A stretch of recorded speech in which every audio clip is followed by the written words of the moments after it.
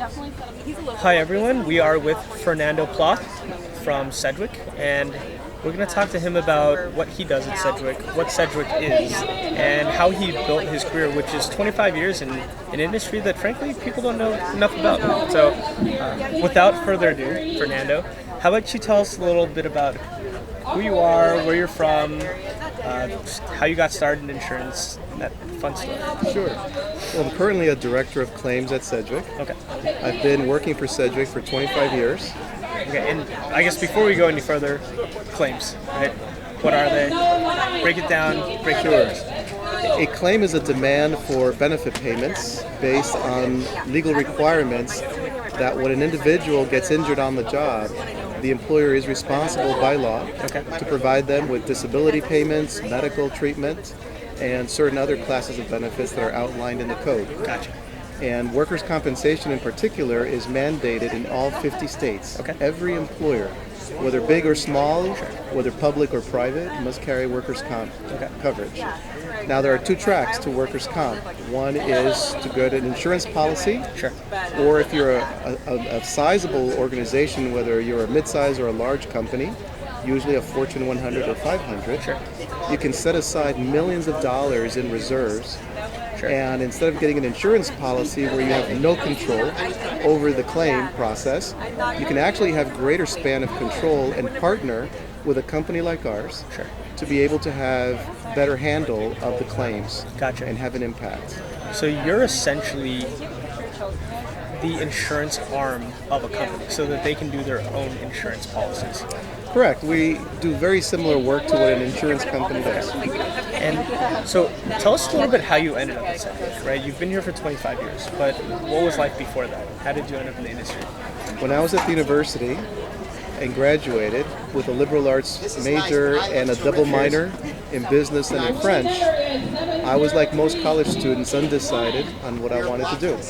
It wasn't until I met a recruiter who told me that I had two options. I could either work for John Hancock Financial Services and create a client base starting with my family and friends and start out with very low money, but hopefully in the future make a lot of money, to something called workers' compensation, where I would start out making a really good sum of money, and it would not be commission-based, it would be straight salary, and I would be an industry professional, and that appealed to me. So earlier when we were talking, you mentioned something about a life before liberal arts, where you wanted to pursue something in sciences. Yes. Tell us about that.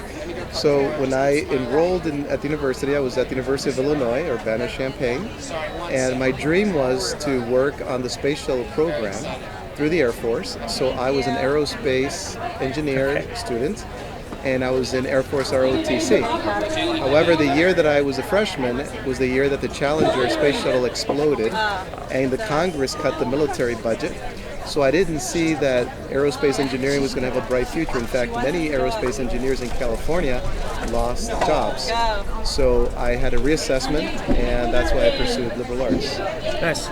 And so I'm a product of liberal arts education as well, right? Nowadays, there's a lot of backlash towards liberal arts colleges because students are coming out of these liberal arts programs with no tangible career skills, right? How do you feel about that, right? Do you think that your liberal arts education was a net positive for you, or would you have wanted to hardcore finance classes? Right. I think that the liberal arts education was very pivotal in landing a career that I've never regretted. Because with the liberal arts major, you're actually able to communicate a lot easier with individuals. You're able to use analytical skills that you build up through taking courses in rhetoric, taking courses in writing, and so it's a more well-rounded type of education. And in our business, you have to be able to analyze medical reports, legal correspondence. We do a lot of communication in writing and over the phone. I do presentations before large companies, and so I feel that I was well prepared through my liberal arts. So writing is one of those things where people don't write much anymore, right? You know, a lot of people are just on, not Twitter, no one really uses Twitter anymore, but Snapchat, Instagram, they're sending DMs, or they're posting pictures, right? I feel like the art of writing a letter is lost. And talk about how important that is in a job environment. Right. Well, as human beings, we have to communicate. And in our line of business, we're communicating complex ideas. And so no one has time, right? Time is money. People are busy.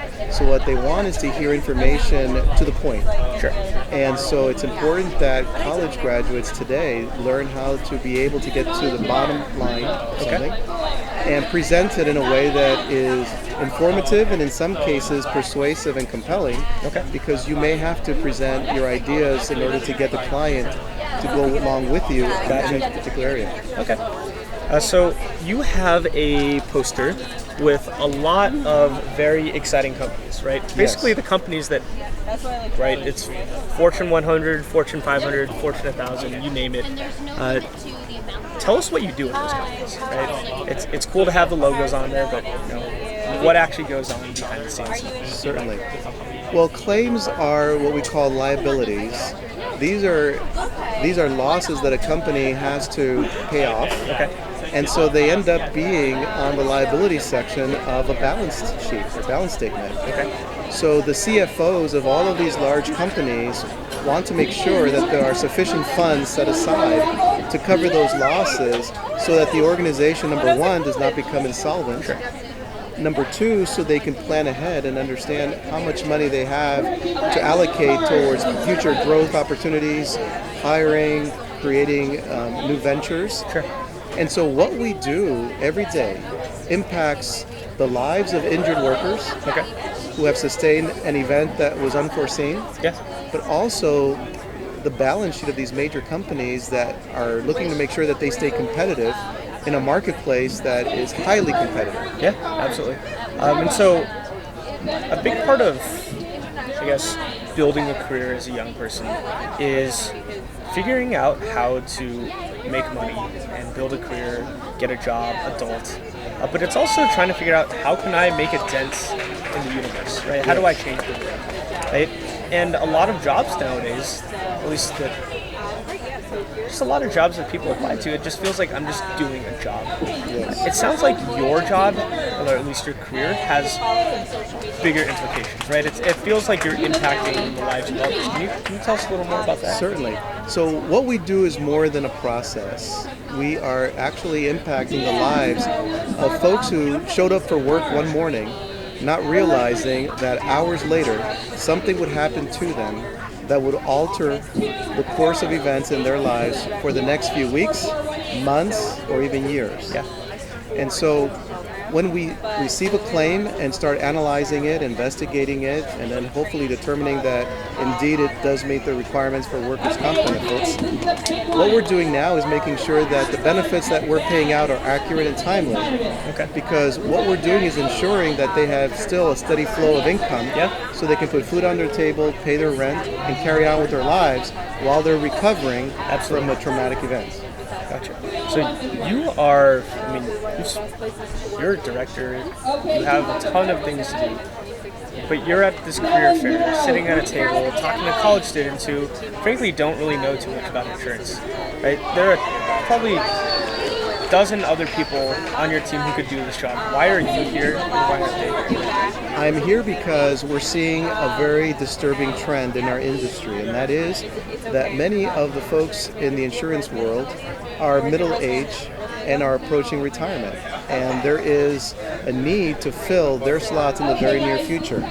So we're looking for bright, talented individuals who want to do something meaningful, something that will have an impact in the community, where they can still have a really nice income and in a career field that is essentially recession-proof, considering that what we do is mandated by law. Sure. And people get injured whether the economy is good or bad. That's true. So you have a nice opportunity to do something good for someone, and at the same time, it's a very rewarding experience.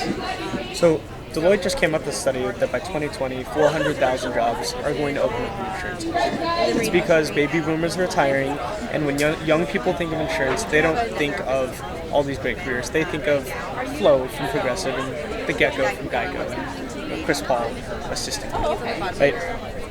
Talk about how that impacts the viability of a career in insurance and the gold mine of opportunities that are open for young people who want to go into this industry.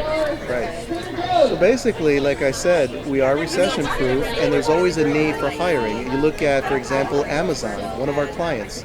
They have been exploding in growth. They just acquired Whole Foods Market. Yes. And so they're growing, and as they're growing, we're growing. In fact, our challenge is to keep up with the current need to hire more claims people, because as you grow as an entity and hire more people, there will be more injuries. Sure. And so there are high demands now in the business world. People want you to operate faster, and so there's more stress, and you're asked to do more with less. So that usually opens up the opportunity for people to get injured at work. So we are very busy, like never before, trying to keep up. As the economy improves, there are more jobs, there are going to be more injuries. Yeah. Well, so I guess really to start wrapping this up, I mean, you've spent a lot of time in the industry, and I'm sure you've made a lot of mistakes. I'm sure you've learned a lot.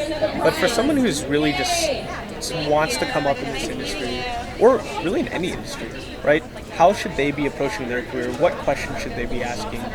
What would you do if you were in their shoes? I think the most important thing that they need to start thinking of is what are the things they like doing? Where are their strengths?